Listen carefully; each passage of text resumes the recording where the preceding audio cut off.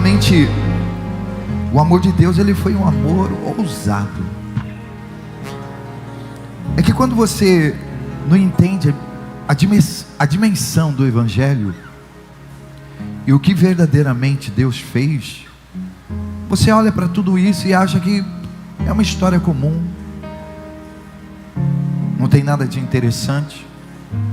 Não, mas sabe o que é um povo viver em trevas, na escuridão, apalpando as paredes como cego apalpam as paredes ao meio-dia?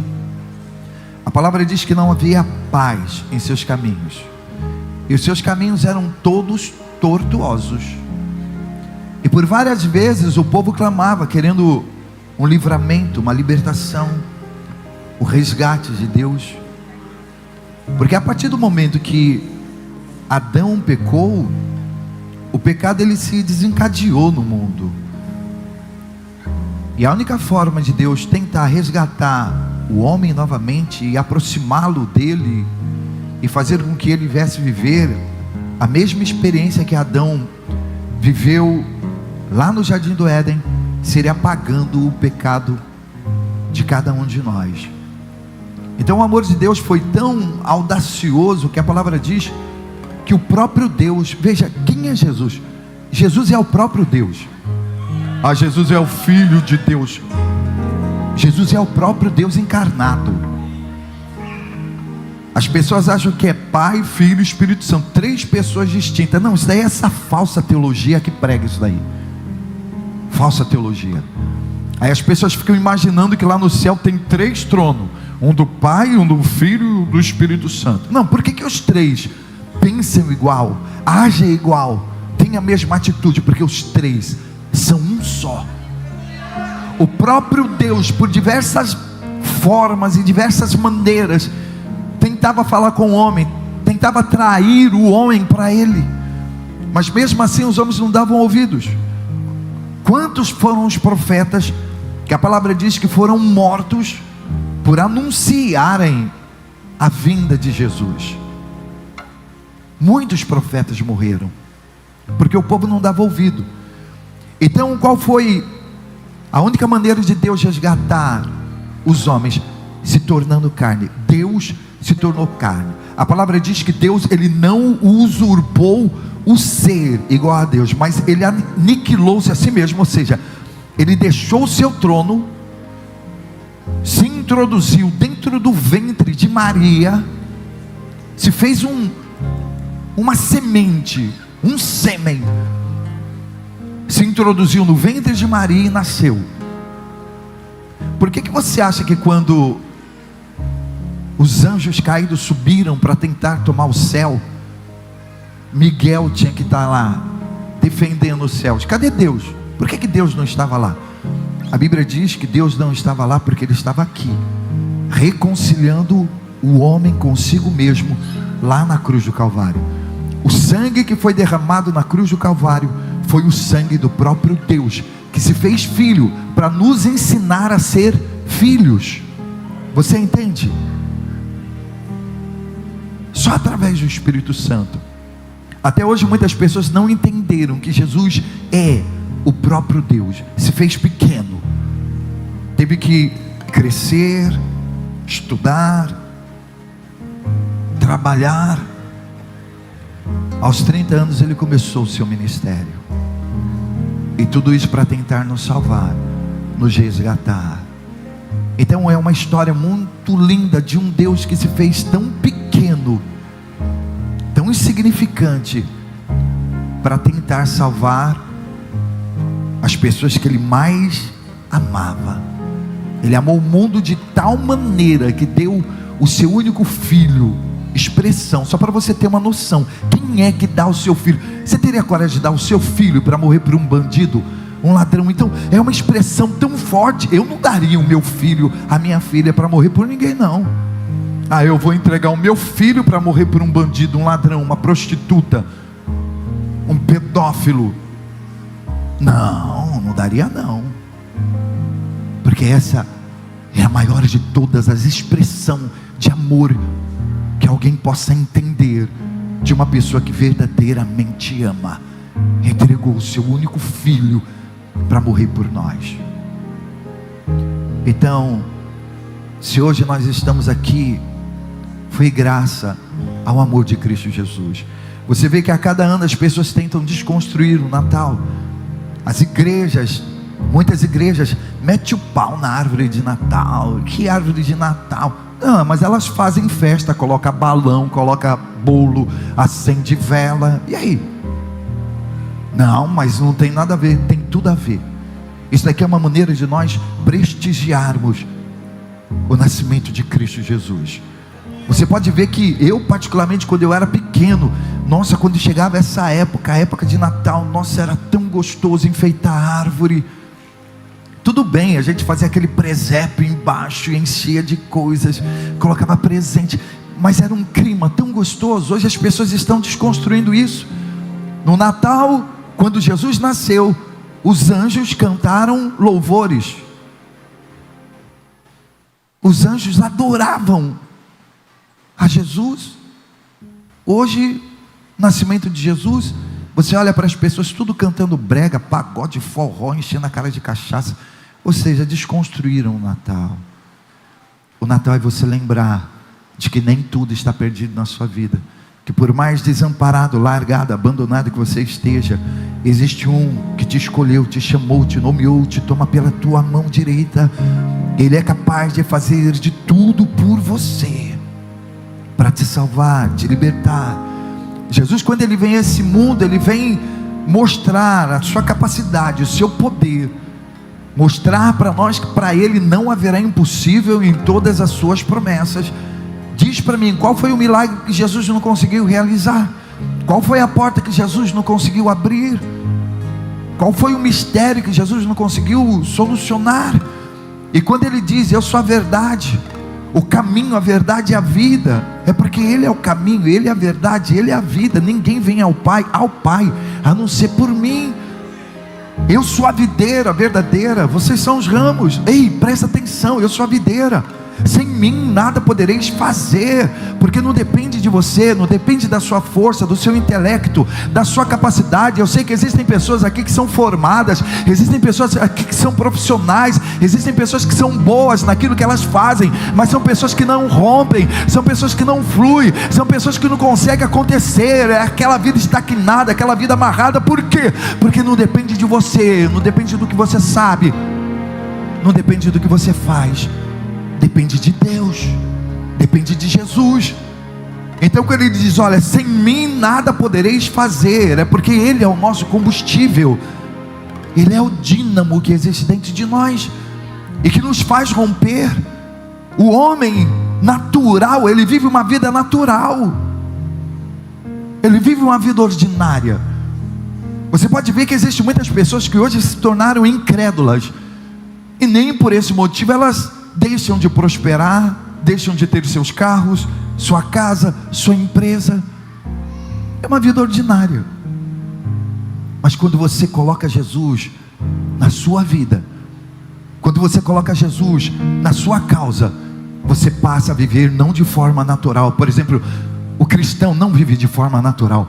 O cristão, ele vive de forma sobrenatural, porque naquilo que todo mundo está olhando, está dizendo, olha, não vai dar, não vai fluir, não vai acontecer, acabou, não tem mais jeito. O cristão acredita, o cristão vai para cima, porque ele crê que ele tem um Deus que pode fazer tudo, muito mais abundantemente além daquilo que pedimos ou pensamos. Por exemplo, hoje nessa noite nós mostramos para vocês a situação de Lázaro. Lázaro estava ali morto, já estava fedendo, porque já fazia 4 dias. Aos olhos natural da sociedade já não tinha mais jeito. Até para as próprias irmãs de Lázaro, quando Jesus disse, olha, tire a pedra, já cheira mal. Jesus falou, eu não te disse, Marta, não te disse, Maria, que se você crer, você verá a glória de Deus. E elas foram e tiraram a pedra, e aquele homem que já estava morto há 4 dias, ouviu a voz de Jesus. Sabe por quê? Nem a morte pode impedir Jesus de operar. A sua vida pode estar no fundo do poço, você pode já estar fedendo, você pode estar desenganado da medicina, mas se Jesus te chamar e você der ouvido a Ele, Ele ressuscita a sua vida, ressuscita a sua casa, o seu casamento, ressuscita a sua família, ressuscita a sua vida financeira, porque Ele é Deus. Uma coisa as pessoas ainda não estão entendendo, que aceitar Jesus, que entregar a vida para Jesus, é entregar a vida para o próprio Deus. Nós não estamos lidando com coisas naturais, nós estamos lidando com alguém que é sobrenatural. Aquilo que você não pode fazer, Ele faz. Aquilo que você não pode alcançar, Ele alcança. Aquilo que você não entende, Ele entende. A única coisa que Jesus quer é nos guiar, nos conduzir. Ele não quer somente passar pelas nossas vidas, Ele quer fazer parte das nossas vidas. É como a gente diz, Ele não quer ser somente uma prateleira quando você está doente, quando você está com problema, quando as portas estão fechadas, quando nada está dando certo para você. Você vai lá na prateleira, pega aquele remédio, toma, ameniza, pronto e vai embora. Não, não, não. Ele quer estar com você todos os dias da sua vida, porque é isso que Ele promete: eu estarei convosco todos os dias da vossa vida. Por quê? Nós queremos estar com Ele só no momento do caos, só no momento da adversidade. Não, não é isso que Ele quer. E quando Ele diz: olha, eu quero estar com você todos os dias da sua vida, porque todos os dias eu posso te surpreender.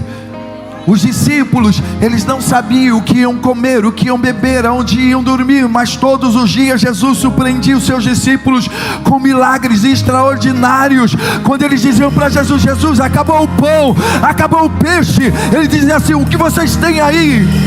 Era pouco, mas para Deus não é questão de muito. Para Deus é somente uma questão de confiança. Deus, Ele não precisa do seu muito para fazer o milagre na sua vida, porque Ele é Deus. Ele é Deus. Bispo, eu tenho tão pouquinho, mas é nesse pouco que Ele pode prosperar. Se você conseguir acreditar e colocar esse pouco que você tem na mão dele, Ele vai prosperar. Então disseram para Ele: olha, só tem 2 pães, só tem 5 pães e 2 peixinhos. Ele diz: traz aqui. Dava graça, aquilo se multiplicava, e aquela multidão comia ao ponto de sobrar. Você consegue entender? No meio do mar, no meio da tempestade, ventos fortes, ondas grandes. Eu duvido que nenhum de vocês aqui nunca tenha passado pelo mar da vida. E se as águas do mar da vida quiserem te afogar, segure na mão de Deus, segure na mão de Deus, segure na mão de Deus e vá, porque Ele é o único que pode te ajudar. Então, por mais forte que os ventos estejam, por mais alto que as ondas estejam, se Jesus estiver no seu barco, vai dar tudo certo, porque Ele é aquele que acalma o mar, acalma a tempestade. Ele é aquele que fala com os ventos e os ventos lhe obedecem. Ele é aquele que fala com as estrelas e as estrelas lhe obedecem. Ele é aquele que chama os mortos pelo nome e os mortos lhe obedecem, porque nem a morte pode resisti-lo. Ele tem a chave da morte, Ele tem a chave do inferno, e Ele pode fazer tudo muito mais abundantemente além daquilo que você pensa. Mas é como eu estou dizendo, hoje as pessoas se tornaram incrédulas. Por que se tornaram incrédulas? Porque a fé vem pelo ouvir. A fé vem pelo ouvir, e ouvir a palavra de Deus. Você só ficou ouvindo os barulhos da sua cabeça, conselho dos ímpios, no caminho dos pecadores. Você só vive assentado na roda dos escarnecedores, só ouvindo palavras negativas. A primeira coisa que você tem que entender para você romper é você fechar os seus ouvidos para tudo que é palavra contrária. É você sair do meio dos pecadores, é você sair do conselho dos ímpios, é você parar de se assentar na roda dos escarnecedores e se apegar com Deus e dizer para Ele: Pai, olha, a partir de hoje eu só vou me mover se o Senhor disser, se move. Eu só vou correr se o Senhor disser, corre. E eu vou parar quando o Senhor disser, para. Mas a partir de hoje eu quero estar pautado, firmado, ligado, alicerçado na sua palavra. Para de ouvir os conselhos do mundo. Os conselhos do mundo roubam a sua fé, e quando você menos espera, você já está no mundo lá fora. Hoje o que de crente simpatizante existe dentro da igreja é algo assim impressionante. Eles têm tempo para academia, Eu estou para ver uma geração que ama tanto a academia. É para construir o quê? Um corpo sarado, bonito? Você merece? Claro que você merece. Aí eu parei de ir na academia, como eu fiquei magro pra caramba, tá vendo? Eu vou voltar, gente, mas eu não vou me alienar. A mesma força que eu emprego para ir numa academia, eu vou empregar para buscar Deus também. Porque você já observou que a gente emprega e gasta todo o nosso tempo com a nossa agenda, e não é a nossa agenda, é a agenda de Deus. Nossa, quantas são as pessoas que têm oportunidade de vir para a igreja, mas preferem ir para uma festa, um aniversário, um baile, às vezes fica até com raiva. Fica com raiva quando a mãe, não, a gente tem que ir para, não mãe, a gente tem que ir para a festa, é a nossa festa. Então vai para a festa. Como que você consegue perceber uma pessoa que está se convertendo, quando nada, absolutamente nada, tira ela dos caminhos de Deus? Nada. São adoradores, são pessoas que já entenderam que sem mim nada podereis fazer, e se entregam de corpo, alma, espírito, mente e pensamentos. Veja, as promessas de Deus são para aqueles que obedecem a Deus. O maior engodo que existe hoje dentro das igrejas, sabe o que é? É um monte de gente querendo que aconteça na vida delas aquilo que está escrito no Salmo 91. Aí Ele vai te livrar do laço do passarinheiro, da peste perniciosa. Ele vai te cobrir com o seu sangue, com as suas asas, com as suas penas, embaixo da sua sombra, e você vai estar protegido, amparado. Nenhum mal te sucederá, praga alguma chegará na tua tenda, porque Ele vai dar ordem aos seus anjos para que Ele te livre de todo mal. Não, mas veja, isso daí não é para qualquer pessoa. Isso é para quem habita no esconderijo do Altíssimo. Aquele que habita no esconderijo do Altíssimo é para aquele que habita. Não é para aquele que passeia, não é para aquele que frequenta, é para aquele que habita. É aquele que faz do Senhor, o Senhor é o meu pastor, e de nada, veja, de nada eu terei falta.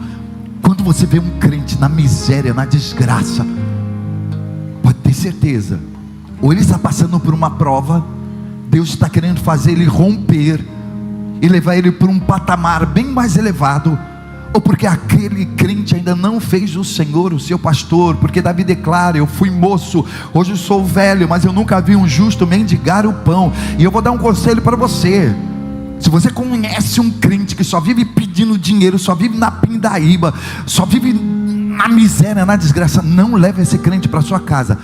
Ele vai levar maldição para sua casa. Não leve. Não deixe ele colar em você não. Se você puder dar uma esmola para ele, dá uma esmola, dá uma cesta básica, mas não leve para sua casa, porque ele vai entrar dentro da sua casa, vai ver o que Deus te deu e o que Deus está te dando, e vai começar a ter inveja de você, e vai começar a torcer. Você acha que todo mundo torce para você crescer? Você acha que mesmo dentro de igreja as pessoas torcem para você crescer? Hoje o que mais tem dentro de igreja são pessoas invejosas, pessoas que querem usufruir daquilo que Deus tem te dado. Não é porque as pessoas estão dentro da igreja que você pode confiar a sua vida, sair contando a sua vida para todo mundo. Aliás, até na sua cabeça, mano, até na sua cabeça, não deixe qualquer um. Se você não conhece o pastor, não conhece a missionária, não conhece o diácono, o presbítero, não deixa botar a mão na sua cabeça, porque o espírito que está naquele pastor passa para você. Tem as pessoas que acham que é assim: vocês oram por mim, aí qualquer um pode colocar a mão na sua cabeça. Não, não deixe ninguém colocar a mão sobre a sua cabeça precipitadamente. Aliás, hoje você não precisa de nada e nem de ninguém, porque a palavra diz que a vinda de Jesus também foi para quebrar aquele véu de separação. Você vê muitas pessoas vindo para a igreja: ai bispo, o senhor ora por mim, ora por mim, ora por mim, e fica naquela dependência de pastor, de bispo, de missionária. Você se torna escrava. Não se torne escravo de pastor, não se torne escrava de missionária, de guru. Não se torne escravo de ninguém. Bispo, então significa que eu não preciso vir aqui na igreja? Você que sabe. Igreja não salva ninguém, mas aqui é o lugar que os santos e os salvos se reúnem. Mas não para depender do bispo, do pastor, do diácono. Não. Nós nos reunimos aqui para buscar a presença de Deus, porque nós entendemos que a presença de Deus está aqui nesse lugar. Eu declaro que você não precisa de pastor, não precisa de bispo, não precisa de presbítero, não precisa de nada, nem de ninguém para ter acesso a Deus. O véu do templo se rasgou. Se você estiver precisando de alguma coisa, como Jesus disse, entra no teu quarto, fecha a porta e começa a falar com Deus. E Deus que te vê em secreto, no secreto Ele vai te responder. Mas até para isso você precisa ter intimidade com Ele. E não é somente aquela intimidade que você tem quando vem na igreja, porque aqui na igreja todo mundo é santo. Você olha para a cara de todo mundo assim, todo mundo é santo. Mas é aquela intimidade que você tem aqui na igreja e na sua casa também. É aquela intimidade que você tem aqui, ó, de cantar, de louvar, de falar com Ele, mas na sua casa também. Nós estamos nos preparando para levantar um povo seu, zeloso, especial de boas obras. Um povo que vai preferir estar na casa de Deus, na presença de Deus, do que no mundo lá fora.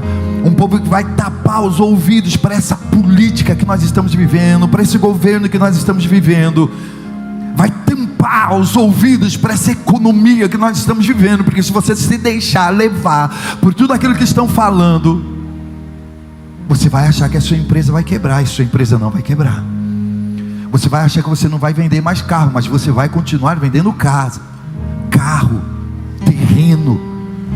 Você vai continuar prosperando. Por quê? Porque a Bíblia diz que o governo nos nasceu. E esse governo era um menino. Um filho se nos deu. Um governo nasceu. E o principado, o governo, está sobre os ombros dele. Então nós só dependemos de Jesus. Porque é em meio a crises que se separa homens de meninos. Em meio à crise, você conhece quem é de Deus e quem não é de Deus. Porque quem é de Deus sabe que não existe cenário para o nosso Deus. Não existem circunstâncias. O nosso Deus, Ele opera tanto em palácios como em desertos.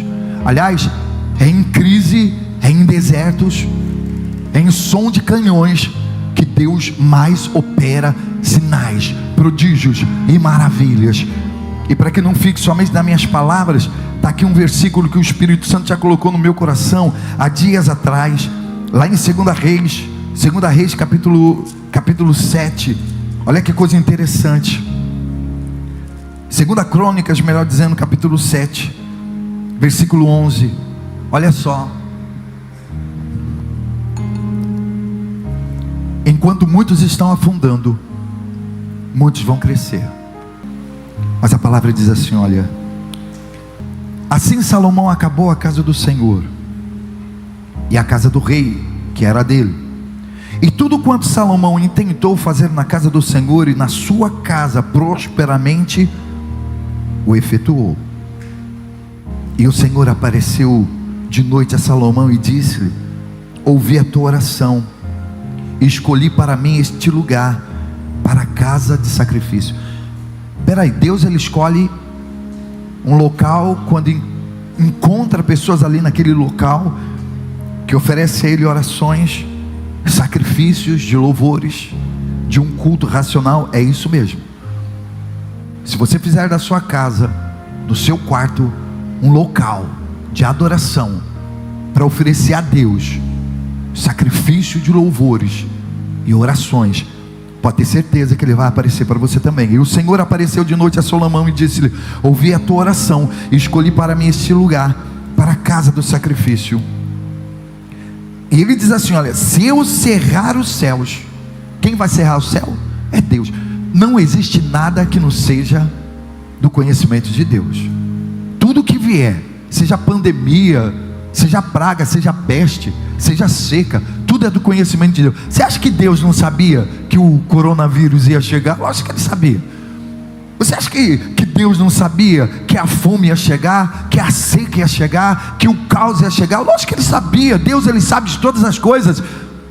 Mas o mesmo Deus que permite é o Deus que livra. Ele permite, mas quando Ele permite, Ele já tem estratégias para livrar aquelas pessoas que no momento do caos se aproximam dEle. Então, se eu cerrar os céus e não houver chuva, ou se ordenar os gafanhotos que consumam a terra, ou se enviar a peste entre o meu povo, se tudo isso acontecer, e o meu povo chamar pelo meu nome, se humilhar, orar e buscar a minha face, se o meu povo se converter dos seus maus caminhos, porque existem pessoas que não querem também se converter dos maus caminhos, né? Eu estou para ver. Deus não vai mudar a sua história, Deus não vai mudar a sua vida. É necessário que você se converta dos seus maus caminhos. Então eu ouvirei dos céus, perdoarei os seus pecados e sararei a sua terra.